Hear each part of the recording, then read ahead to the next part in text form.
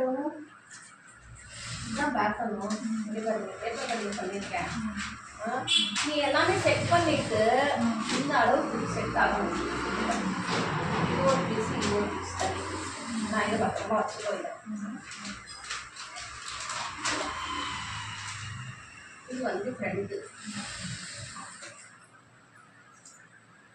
Canvas இதான் இது இருப்பார். இதே மாதிரி இதுக்கு பார்டர் கொடுத்துருவாங்க பாருங்க. அந்த பார்டருக்கு தான் இது வரணும். இதை ரெடி பண்ணிட்டு இதை ஃபஸ்ட்டு ரெடி பண்ணி நான் அடிச்சு திருப்பி இது அப்படியே டைரெக்டாக வச்சுருக்கேன். அந்த இது பிரின்சஸ் கட்டிங் பிரின்சஸ் கட்டிங் இந்த டாக் பிடிக்கிறதுக்கு முன்னே இதை வச்சுட்டு அப்புறம் இந்த டாக் வந்துச்சு அதில் இது அப்படி செஞ்சுருக்கேன்.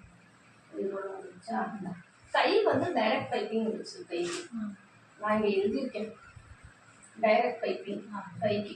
எந்த கலர் இருக்கா? காப்பர் கலர் தான். இது வந்து பேக். இதில் வந்து 2 பீஸ் இருக்கும். இதுதான் வந்து கீ பீஸு.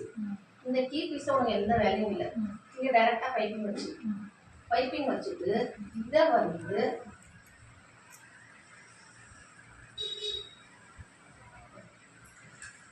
இதை வந்து ரெடி பண்ணிக்கலாம்.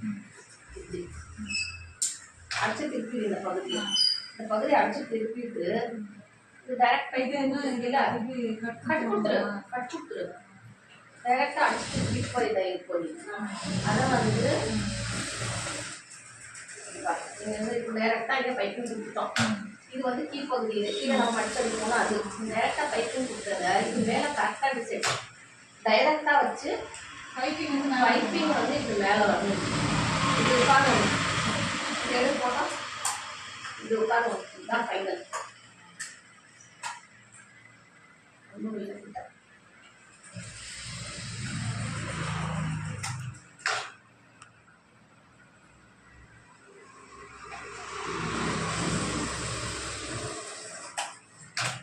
வாட்ஸ்அப்